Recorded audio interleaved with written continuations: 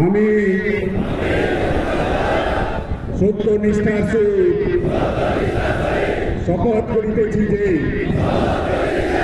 ভারত এবং ইন্ডিয়া স্থাপিত ভারতের সংবিধানের প্রতি আমি অকপট শ্রদ্ধা, আনুগত্য ও নিষ্ঠা পোষণ করিব। ভারতের সার্বভৌমত্ব ও অখণ্ডতা রক্ষা করিব। আমার পদে কর্তব্যসমূহ নিষ্ঠাপূর্বক সাধুতা সহকারে ও বিনা পক্ষপাতে